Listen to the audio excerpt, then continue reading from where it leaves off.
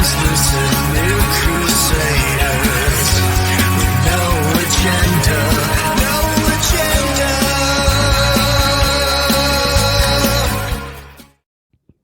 Hey, I'm Miss Chrissie. And I'm Steve. You're listening to JAGcast, the podcast of the Jenkinton Arts Garage, and this is episode number 139.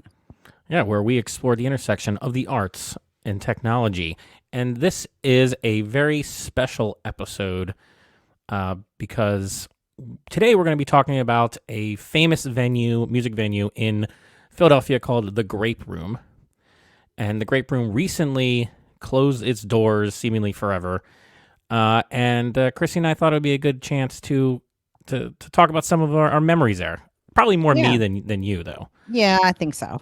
But you've been there more than I have. But the fun thing about the Grape Room is it's like one of those venues that's very like, it's weird to talk about a venue as like a family feeling, but not that, like a musical family feeling, like kind of like the Cheers of venues. the Cheers of venues. Yeah, well, a lot of our friends have been posting things about it. So if you look, I made a little collage here. So this all started because I remember, I think it was in December, the Grape Room announced that a lease was available, I think, and they just the other day posted this statement that said, from the Grape Room, that said, "We didn't think the day would come where we leave one of the loves of our life. They say the show must go on, but today it will not. Sometimes a change is necessary, and we hope one day Grape Room and Bad Habits Booking will host amazing local concerts again. For now, we have to think of the shape of what's to come. Thanks for the memories that we've all shared together along the way, as there are many eras of the Grape for each of us to remember, some spanning decades. The music, the friends, the lifestyle that was the Grape. It was a dream come true. Effective immediately, we will be closed for all further operations. We love you." And so you could see in my little terrible collage here that some of our friends in the music community, including guests on the show, Lisa Schaefer was here, and Famous and Fallen, where our lawyer plays, and our good friend Ed Needon, who's the voice behind our theme song. There's a lot of posts that happened where people were remembering it. Some photos were posted, and just a lot of people have a lot of feelings right now about the Grape Room because it was this very special place, and it got me thinking about how, I mean, I'm not someone who went there a lot because it is a bit out of my way because I live in the suburbs. But then I started thinking about it. I said, "Wow, I've actually been there not a lot of times, but each time I was there, almost it was like a very impactful experience." And I met I met certain people there that I'm friends with now, and I just had like some really important experiences in my time, kind of growing into doing like music photography and getting involved in the music scene. I mean, if you think about it, without the Grape Room, we probably wouldn't even be here on this podcast because, I mean, part of the reason I want to do all the podcasting and stuff was and the part of the reason I started doing podcasting on like Daily Cron podcast, which I haven't done in years, was just to talk about stuff like that I was doing. And I would talk about music venues, and I would talk about like, you know, experiences I had. So, but it was like one of the early places I went to. So I put together a few photos that we can look at and kind of talk about while we're going on here today. Nice. So. Oh, there's the sign. Everybody knows the sign if you've been there. Yeah, I found this in my. I don't think it was edited. I edited it real quick the other day, like yesterday.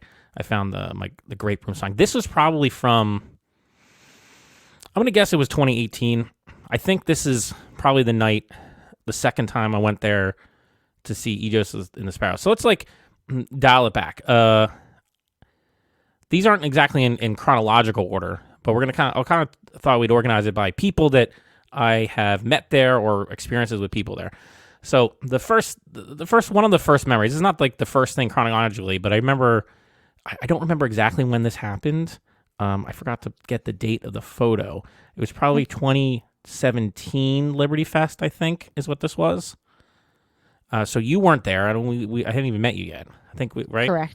Yep. So Calla and the Attitude were, and I've talked to them many times, one of the first musical acts that I encountered and become like one of my favorite some of my favorite people and musicians in the area. And I met them at Broken Goblet originally, and then I think this must have been after that, and they were playing, I think it was Liberty Fest. And so this is one of the shots. They used this for a long time on their Facebook page. It was cool. And I look how young they look. I mean, they're still young, but this was a good shot. And then I remember this night specifically. So look at the smiling. This is where I started developing my photographic, I don't know, like taste on this, like the type of photos that I want to capture, like this, like Caliber and the Attitude. Like whenever I photograph them from this point onward, I always try to capture Calla smiling. I always try to get them looking at each other because it just felt like appropriate. But anyway, this is the photo I really want to talk about. This is Kevin. He looks like a babyface Kevin Rovner, who's an amazing guitarist. He's the They used to say he's the Attitude in Caliber and the Attitude when they first started. So this photo, I remember this specifically because his mom wanted this photo. His mom liked this photo so much that I remember that. This actually might be sitting in his mom's living room or something somewhere. So That's fun. Yeah, that's fun. So that was probably, man, that might have even been my first time at the Grape Room. I'm not even sure. It might have been my first time there. Or my second time. I can't remember which one I went to first. It was either I don't remember. I went to a E.Joseph and the Sparrows EP release. I think that was maybe even earlier than this. I'm not sure. But it's around the same time. I think it was 2017. So this is one of the times. This has got to be the Liberty Fest that I think maybe you were there.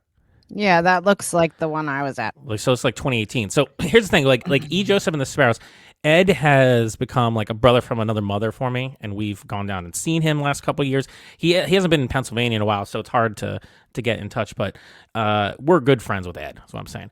And I love his music, and I fell in love with the band when I first heard them. And I was there. I'd met Ed briefly somewhere, and then I think this is how it went. This is all so long ago.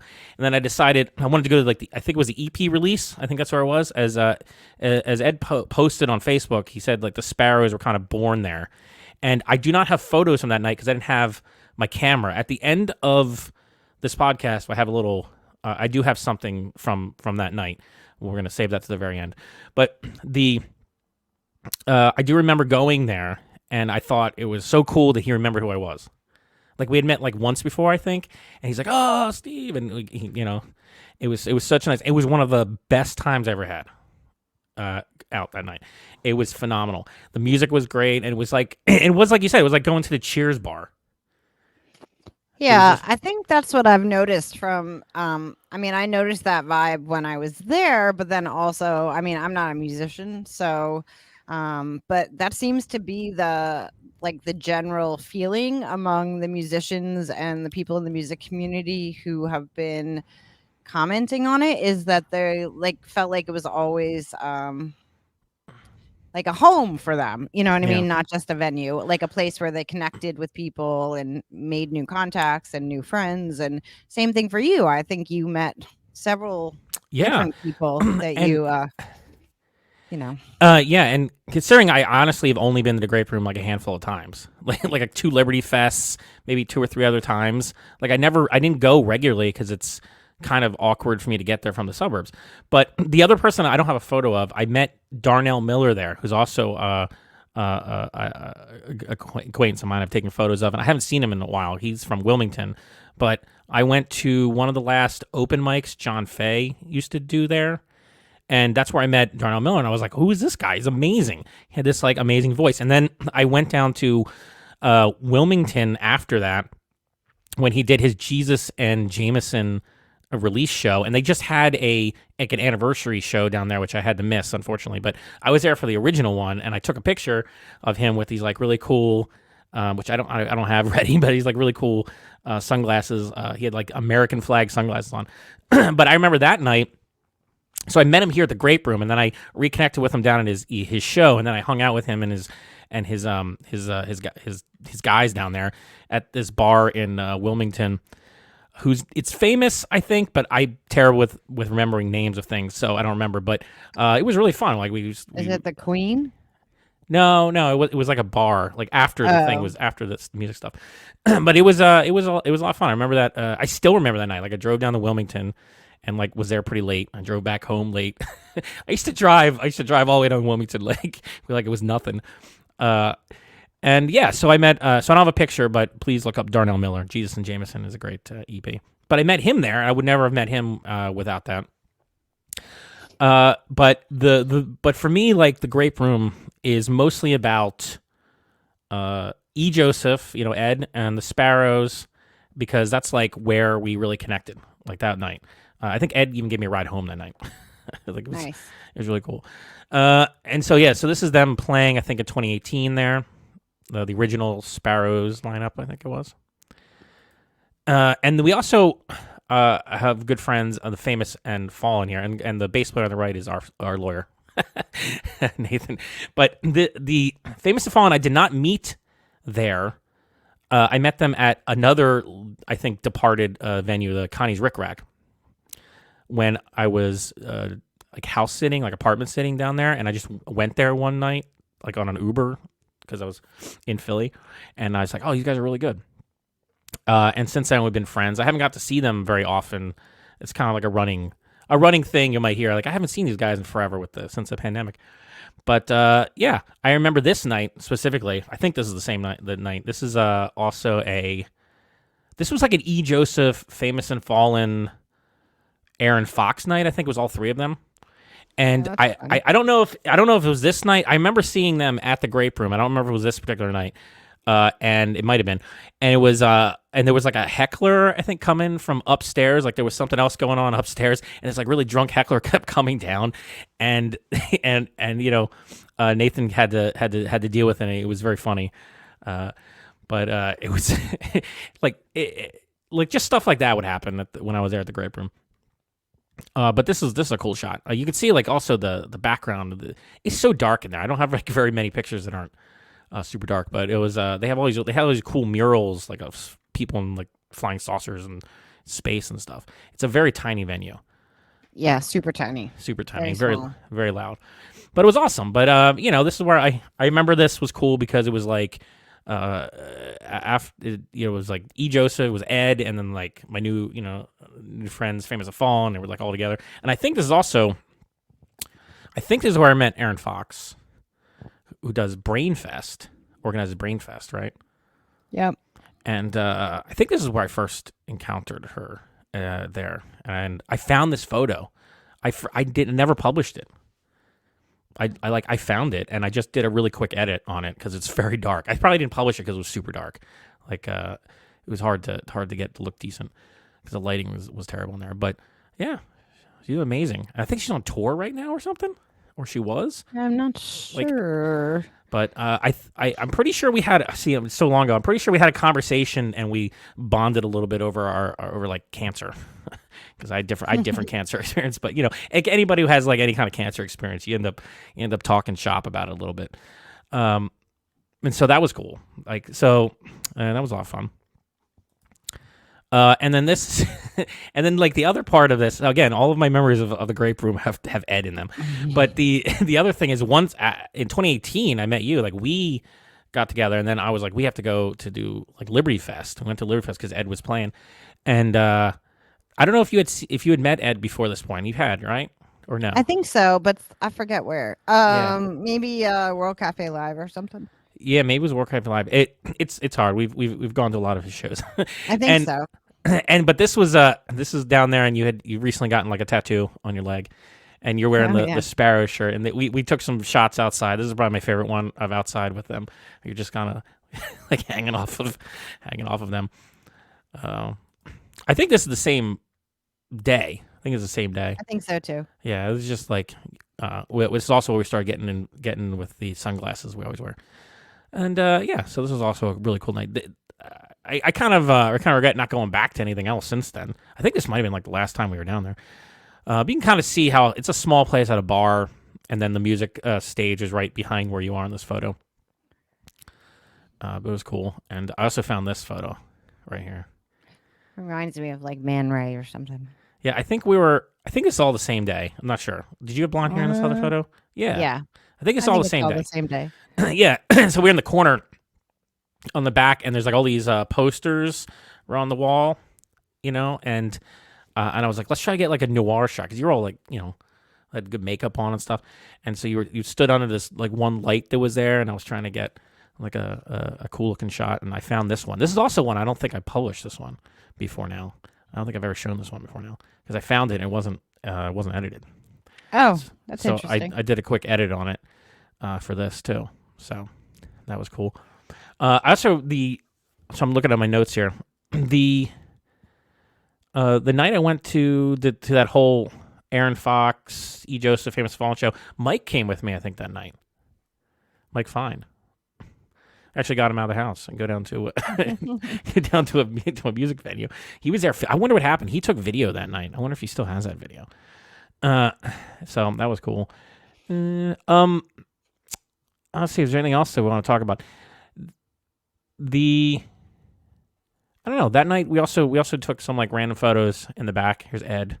We did little portraits. Oh yeah, I remember that. In the back in the dark. We did it in the dark. I had no flash, and it was like the darkest part. I can't believe this even came out at all. At all visible. But this is actually one of my favorite little portraits. Okay, it may not be like the best technically. It's like super dark. It's like kind of grainy and everything. But I just love this one. I also have one of him like going ah. But yeah, I always love this picture. This is like Ed for me. Yeah. So that's basically all the photos I had about the Grape Room. It's just a real, I don't know. It's just a shame. I don't know what the details are about why it's there's a lease, but sometimes this stuff happens. It does happen, but it is a good reminder to regularly attend the places you enjoy so they don't disappear. And even if they do, so you have a bunch of memories. And, yes. Because life changes and people's plans change and their focus or their, life is a journey and you never know where you're going to be on it. But, keep going to those special places while they're around. Yeah, and it also reminds me of like sometimes I am a little uncomfortable or nervous about like taking photos of things. I shouldn't be, but yeah, I'm surprised by that. But it's sometimes I still do. I don't know where. Maybe it's just because I'm not, as I said before, or as I said, I will say on the next episode after this, we already recorded. Like I'm not always a people person, and so sometimes it's like I get a little nervous about it. But as I was doing like going back through my photo archive and looking in iCloud and stuff for things, I was like, wow, I'm glad that I took photos when I was there so many times. Most times I was there, I took photos, and it's cool. I mean, I can look back and remember them now. And if I hadn't done that, then I wouldn't have anything to latch onto. And it's like I actually kind of regret not having photos. I don't think I have a photo of Darnell Miller there that night on the open mic. I don't think I do. I don't think I brought my camera. I don't even know if I had one with my phone, as I didn't see anything. So it's like I feel like I should just not second guess myself and just take pictures, especially if it's like a music thing. Like, just take pictures. Yeah. I mean, I wouldn't second guess yourself. I mean, I think you just have to be. Yeah. It is a lot of work for you, so be mindful of that part. But, well, yeah, that's the thing. It's a lot. It's a lot of work. That's why I'm like, I don't do this for a living. It's a hobby. I could not. The way I do photos is too time consuming to do it for a living. But they come out cool, so it works out. It's my little artistic hobby. It's my intersection. It's my intersection. There you go, Steve. There you go. So I don't know if there's much else to talk about because I said a lot of people I think had an even more even more of a relationship with the Grape Room than we do. I agree. Yeah, I think it's just good to acknowledge, and there are a lot of people kind of buzzing around about it this week, so it seemed relevant. And I mean, as I said, for me, it's always gonna be special because it's the night that Ed and I became like best buds. And so for you, that is the be all end all there of the Grape Room. The Grape Room the Grape Room is where the bromance of Steve and Ed came about. The Ed Neenan factor. Yep, is Ed Neenan factor. What it is. Yeah, exactly. Like, and also like the first time I heard obviously the Sparrows live, and one of my favorite songs of all time is "Rabbit Hole" from E.Joseph and the Sparrows. So that is true. That is one of my favorite songs. Speaking of, though, do you have? Is it that song? No, Oh. it is a New Day, I think. But I found on my iCloud, like, thank goodness I pay for the iCloud Plus, right?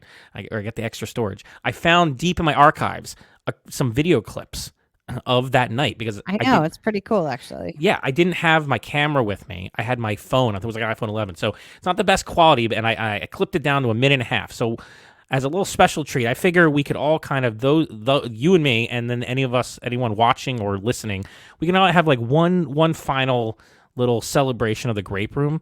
By watching a special outro clip for the episode today of E.Joseph and the Sparrows performing, I think it's New Day, during the EP release show there, where I met Ed. So, or where we, as I said, where we became buds. So it's cool. I think the song's actually pretty appropriate too, the lyrics. Cool.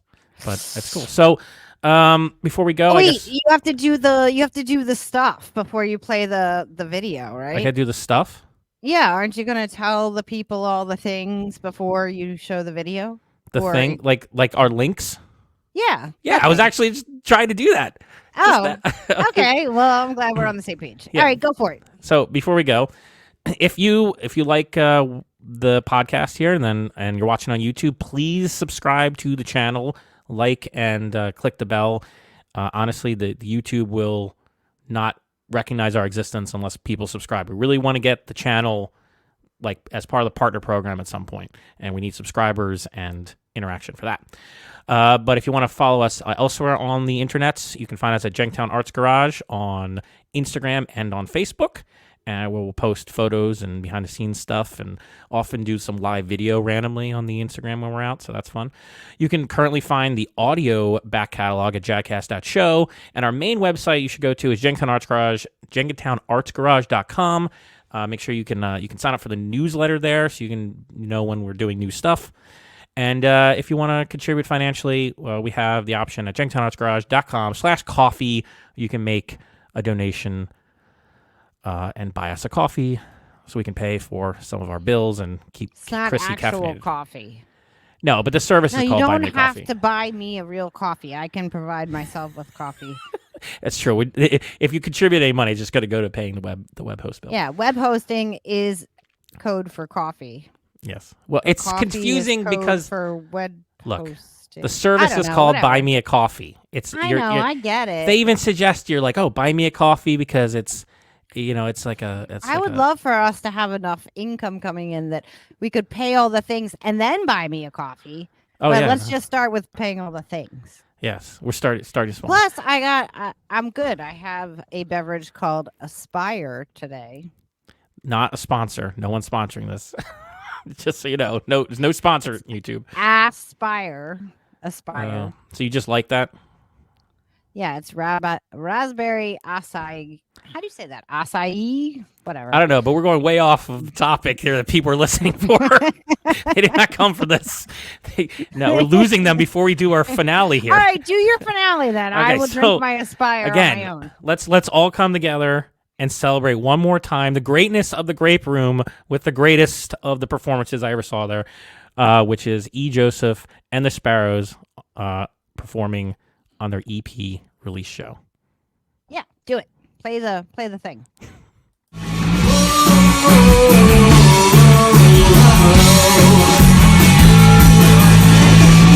don't you shoot out the lights forever and kiss me goodnight?